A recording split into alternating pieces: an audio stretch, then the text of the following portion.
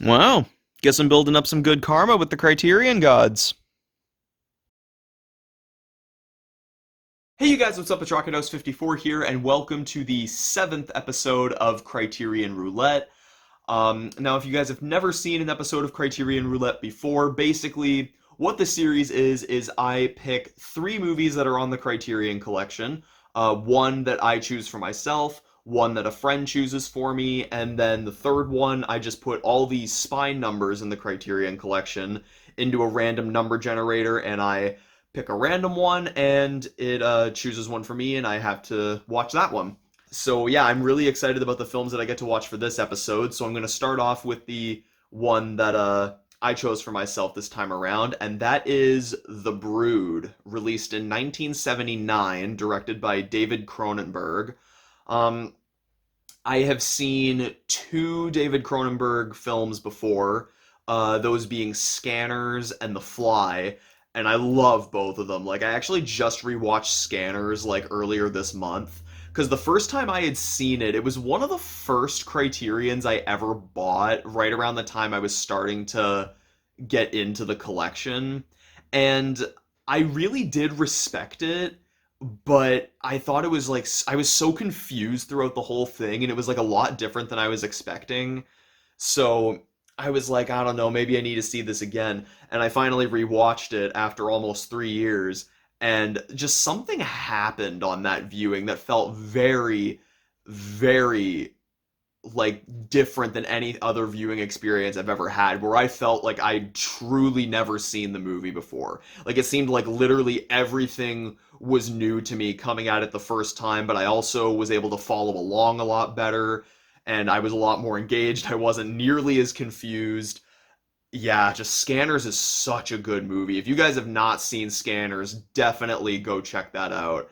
It is such a great movie. And then The Fly. Oh man, The Fly is seriously one of my favorite movies of all time. One of the best horror films ever made. Really great acting, amazing makeup, and honestly, it's really heartbreaking like by the end of it. Like, it is honestly it's a sad movie, and like I won't get like too into it, but like just go watch The Fly, please, if you haven't seen it. It is like a cornerstone of horror. Like, if you haven't seen it, it is a must watch. I cannot recommend The Fly enough. But David Cronenberg is very, very known for his style of body horror, and apparently The Brood is like that. They're saying something about it. What does it say? It says right here on the back, The Brood laid the groundwork for many of the director's films to. Oh no, wait. Here it is. I misread one part. It says, with its combination of psychological and body horror, The Brood laid the groundwork for many of the director's films to come, but it stands out on its own as a personal, singularly scary vision. So I first heard of this, I think, in a Watch Mojo video a few years ago, and I think it was like top 10 worst kids in movies or something. I've seen the image of the kid from this movie, but that's like the only thing I know about it. I don't know anything else about it. I'm really excited to check this out. Hopefully, it'll be really good. You know, after seeing Scanners and The Fly, like, David Cronenberg's one of those guys who makes me proud to be Canadian. Like, thank you for repping Canada proud, David Cronenberg. You make some great movies. I actually haven't even seen his son's film, because his son Brandon Cronenberg did the film Possessor, which came out last year, I'm pretty sure. Still haven't seen that, but I really want to. I hear it's really, really good. But yeah, so we're gonna watch The Brood tonight. So let's pop this. Before we pop it in, let's take a look at what's in here, and then we're gonna pop it in and see how it is. All right, so inside here there is the disc. I really like the disc artwork there, how it's just like, it's got the title front and center and like a blood splatter. It almost gives it like a modern look, even though this movie was made in the late 70s. I actually didn't open this up before I started filming this, but I guess that's what part of it looks like. And I guess I think there's like an essay somewhere in here. Yep, right there.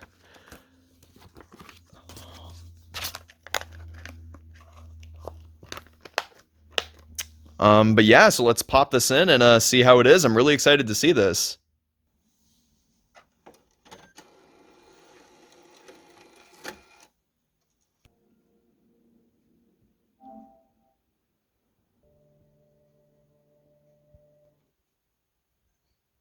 All right, you guys. So I just finished watching The Brood, and I would say I liked it overall. It was, I wouldn't say it's a huge amount of body horror. Like I'd say like The Fly is definitely like straight up body horror, and Scanners definitely has like some some of it in there. This movie's a lot more psychological horror, and the body horror element doesn't really come in until closer to the end.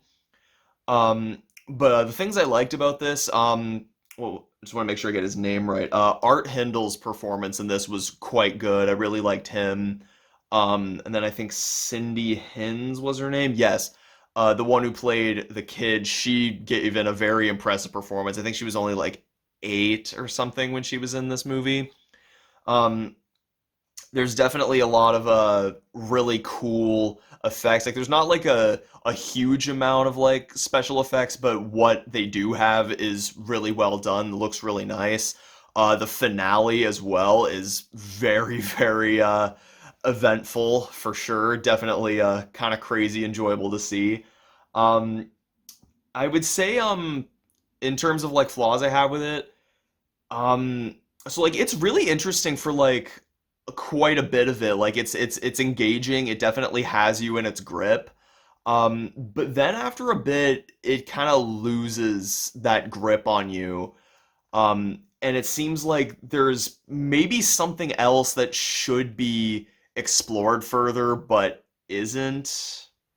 Not to mention there was also like a scene. Maybe I'm just a complete idiot and I missed it, but there's something that happens around near the middle of this movie, and then it cuts to another scene where Art Hindle's character is like walking with the policeman, and the policeman's like, "Oh yeah, so like yeah, we saw this, and this happened." And then Art Hindle's like, "Okay, well, what about this?" And he's like, "Oh yeah, no, you don't have to worry about that, and this is what happened." I'm like, am I stupid? Like, did I miss that? I maybe that's what happened, but I was gonna say there's a certain thing that happens in this that I'm like, shouldn't that have been shown? I mean, it kind of just throws you into it and didn't even show you that it happened. It's almost like they forgot to put the scene in. Um, but yes, I'm really not sure if I would give this a 3 or a 3.5. Because as I said, when it loses that grip on you, it sucks. But it definitely has a really good finale and has some good ideas in here. It's a very layered movie, I feel like. One that, on a first viewing, you might not get everything. Because as I said earlier in this video, that was exactly how I felt with Scanners. Because when I watched Scanners, I was so confused throughout the whole thing, had no idea what was going on. And then when I rewatched it, I got so much more out of it the second time around. So maybe that'll be the case with this one. I think I'm gonna go with a light 3.5 out of 5 on this one. I hugely respect what David Cronenberg has done for film. He definitely made something probably very different than audiences in 1979 probably saw. I'm pretty sure this movie was quite controversial because I think it had like its fair share of like censorship issues. Because I think like the Ontario like film board or something, I thought I read that they like removed all scenes of graphic violence. And it's really nice, having like companies like Criterion restore the complete versions, because there's I think there's like about 30 seconds of footage or so that was cut from this in order to get an R rating and not an X rating in the States. And I really love how companies like Criterion will like restore the full cuts. Um, Especially with like say like with maybe like earlier DVDs that aren't nearly as easy to find in this day and age, even from companies that might even go out of business or ones that are out of print, that say they were the only ones to have those editions. It's always great to have Criterion have it so that it's very accessible.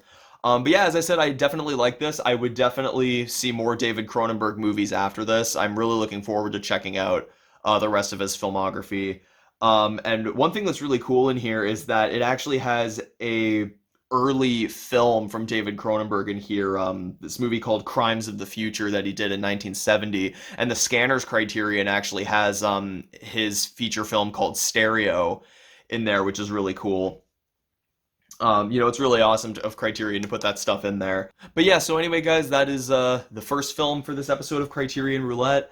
I don't know when I'll end up watching the second one. I would like to say tomorrow, but maybe not, because I'm trying to watch. I'm trying to get the films I need to watch for Hooptober finished. I've actually completed every single task for Hooptober this year, except for I need to watch one more Asian horror movie, and I don't know which one I'm gonna watch yet. But I was gonna say, if you guys don't know what Hooptober is, if you're on Letterboxd, you will know. But if you don't, just look it up. It's not that hard to find out what it's about.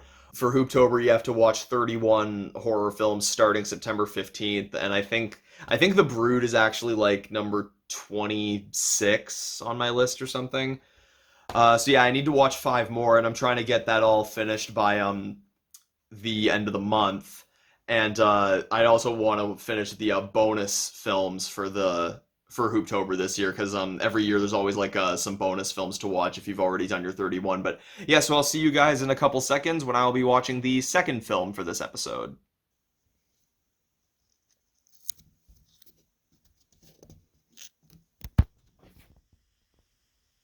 Alright guys, so it is now a couple days later, and I'm going to be watching the second film for the episode. This is one that Nathan recommended for me.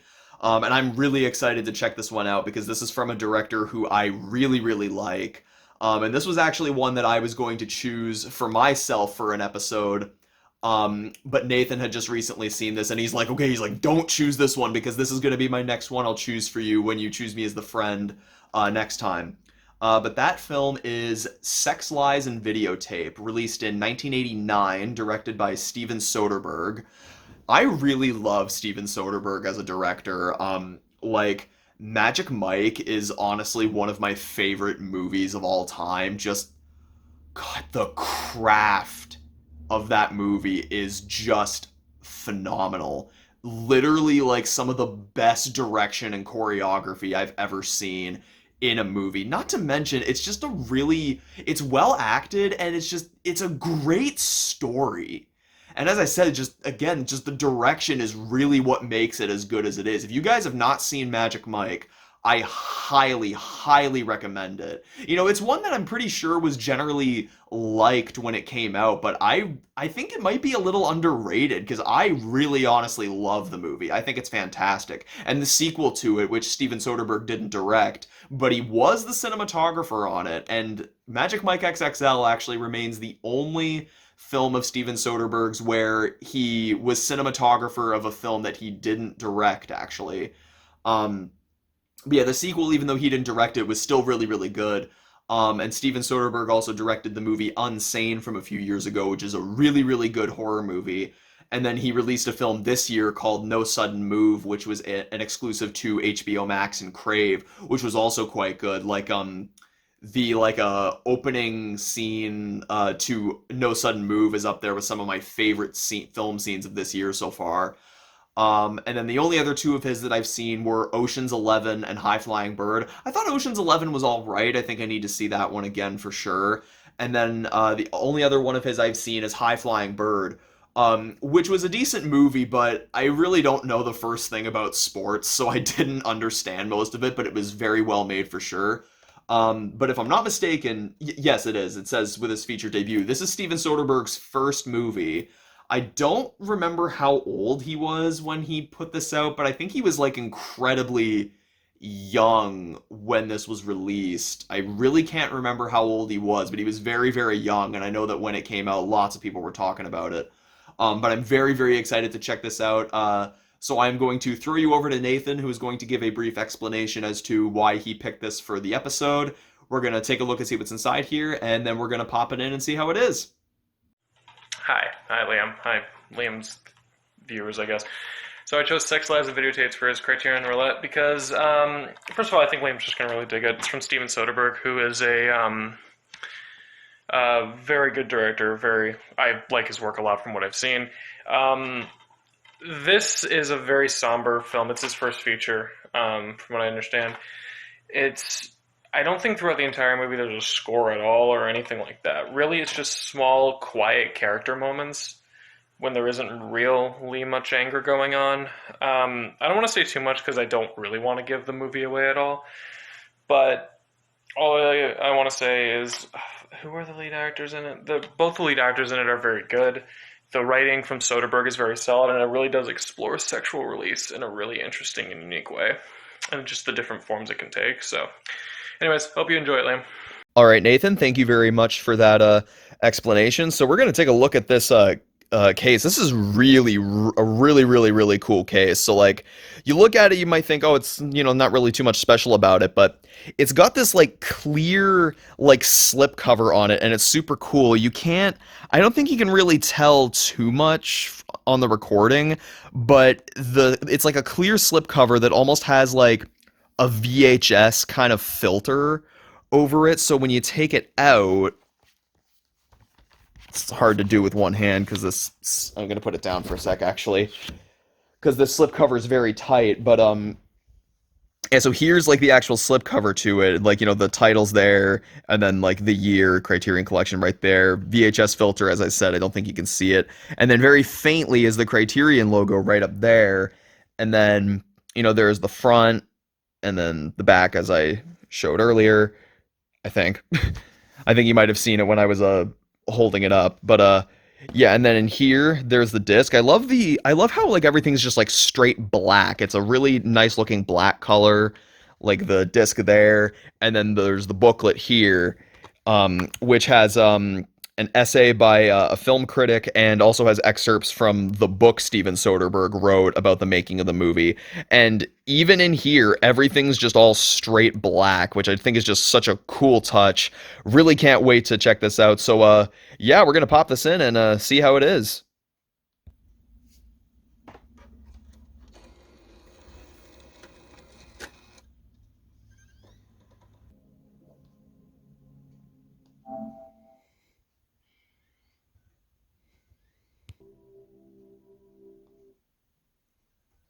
All right, guys, so I just finished watching Sex, Lies, and Videotape, and I really liked this movie a lot.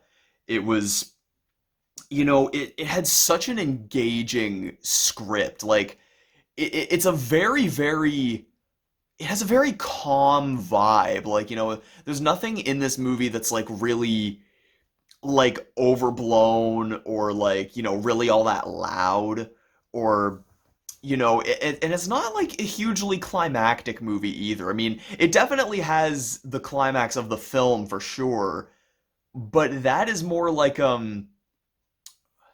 what's the word I should use to describe it?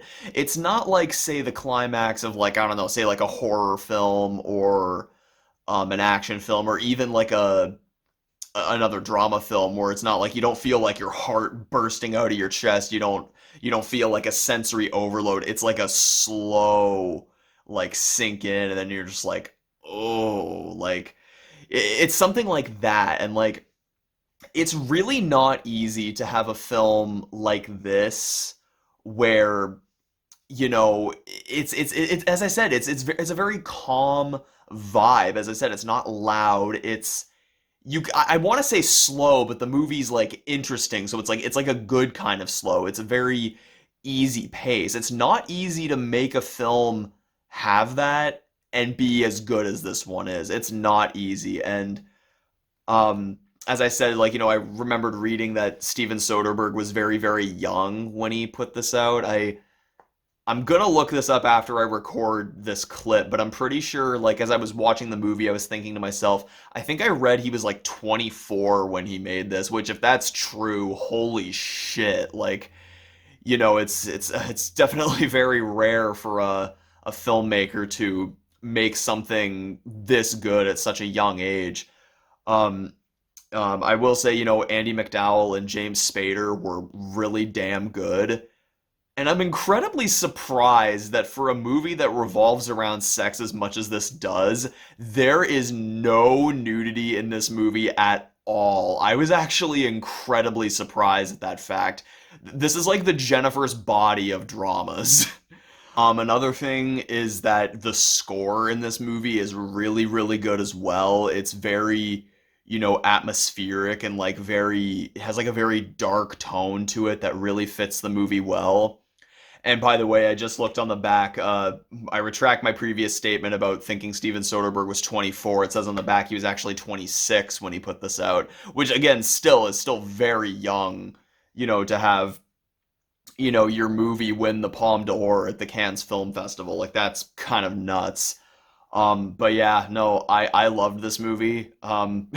Nathan's really coming through on the really good Criterion recommendations. I think I would give this a 4 out of 5. I was kind of going back and forth between a 3.5 and a 4, but like it's a very conflicting thing when something is like, it's a bit more. I don't want to say subtle, but it's like, when it's not as explosive as maybe like, other films in the drama genre, it's a little bit of a gray area for me when I give it like a rating, because for me, the really, really good movies that I watch, like, the ones that I can definitely confidently say that I love, is 4 out of 5 or higher. And it's very, very hard for me to have a film cross into that threshold. And this one I was debating, like, do I give it a 3.5 or a 4? But just the fact that the movie was so damn interesting, like the script was just so damn good, like it was so engaging, and just, the direction was amazing, the actors performed incredibly well, the score, as I said, and just, the concept is just, it's a truly one of a kind movie. Like, this went a lot different than I expected it to. But yeah, no, I love this movie, would totally recommend it. Thank you, Nathan, for the recommendation. I'm really glad that I saw another Steven Soderbergh movie, and I cannot wait to check out the rest of his filmography. But yeah, so that is it for the second film of this episode of Criterion Roulette. I'll see you in a couple days when I will watch the third and final one for this episode, so I will see you then.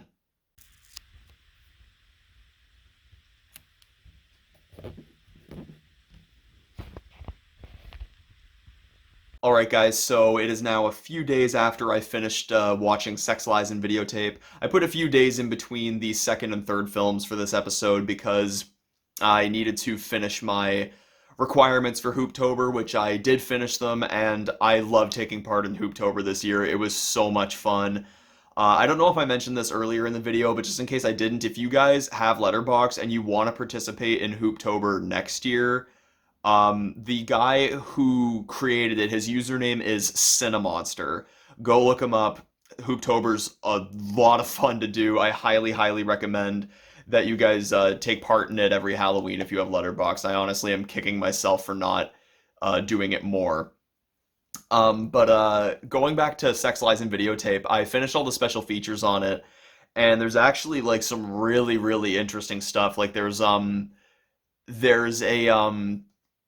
it's a, what's the word, like a, I don't know, a demonstration or like a video. I'll just say a video.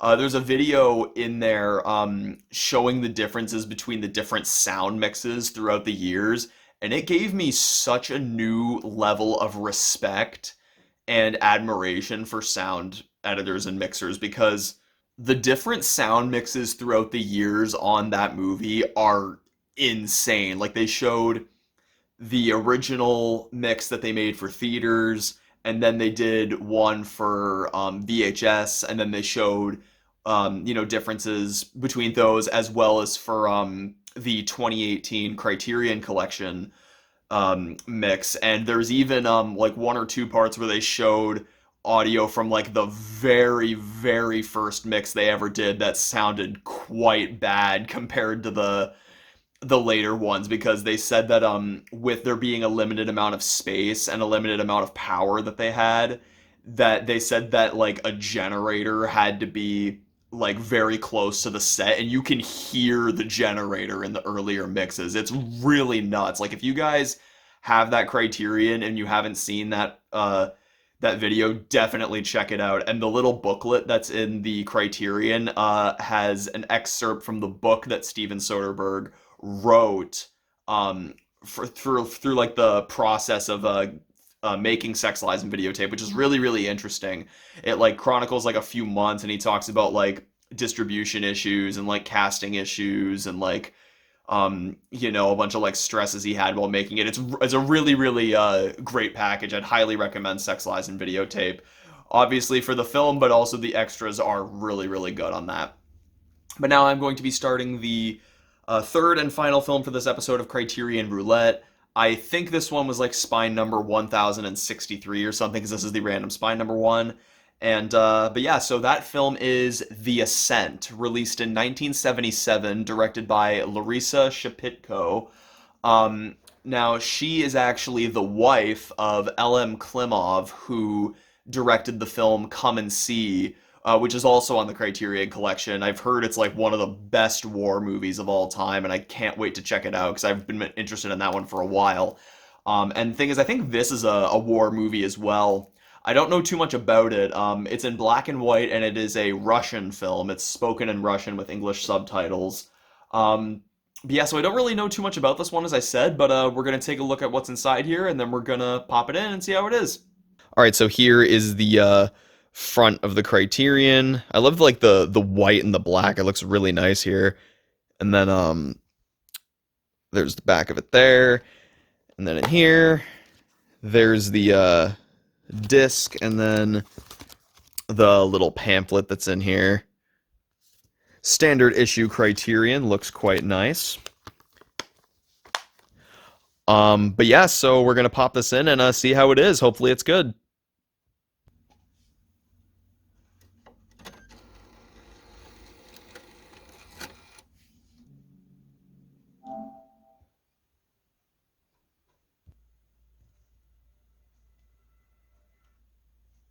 All right, you guys, so I just finished watching The Ascent, and I was going to finish watching it last night, but I started feeling really tired around the last like 40 minutes or so, so I finished it tonight.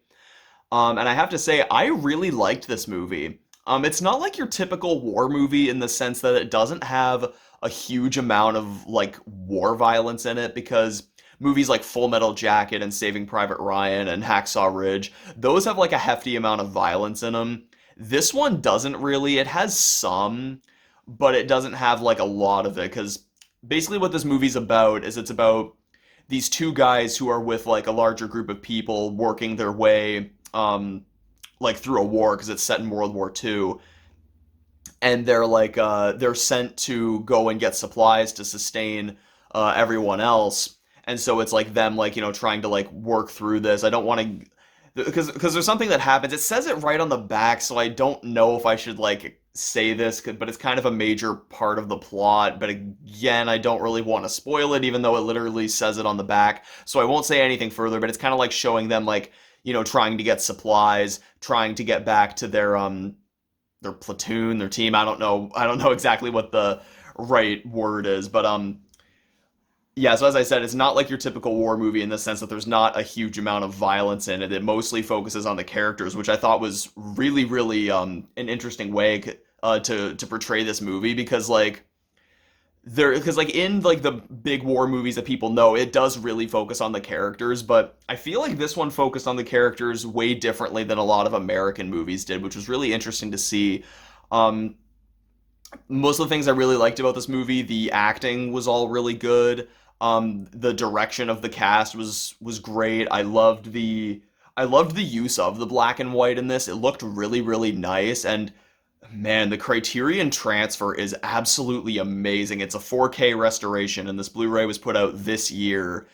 It just looks amazing. Like, I never knew how rich and full of life black and white cinematography could look. And this movie, it's bursting with life and passion in every shot. It looks great in this Criterion transfer. Um, I would say really my main issue with it, and this is the only thing keeping me from giving it higher than a 3.5 out of 5, is the fact that it moves way too quickly. The movie's an hour and 49 minutes, so it's like, it's not like, terribly long. It's not like, like 2 or 2.5 hours or anything. But the thing is, the flow moves way too fast. Like, they barely start with one thing before they lead you into another, so you can't even like really retain what just happened. So it leaves you like a little bit confused as to what just happened. You're like, okay, wait, what, like, okay, so now we're there, now they're doing this, like what's going on? As I said, it was harder to retain more of the movie because it moved so fast. And the thing is, it doesn't just do it a couple times, it does it a lot. That's the big issue with this, because if it wasn't for that, I would give this an easy 4 out of 5 because it's a really good movie, really well made, really well acted. Again, not your typical war movie, but it's done really, really well, and I really did like it a lot. But that's the big issue I had with it, is just that the flow moved way too fast. And unfortunately, it did it more than I thought it should have. But I still really like this. As I said, I would give it a high 3.5 out of 5. Definitely one I am looking forward to revisiting. And yeah, so I hope you guys enjoyed this episode of Criterion Roulette. I am very excited to do the next one. Hopefully, I can do that soon. But I think the next Criterion Roulette will probably come after Christmas. Um, yeah, I don't really think I'll like have a huge need for Criterions until after then, because with Christmas comes money. But yeah, so that is the end of this episode. Subscribe for more content. Please leave a like on the video if you enjoyed, and remember, you guys, whenever trick or treating, say no to drugs.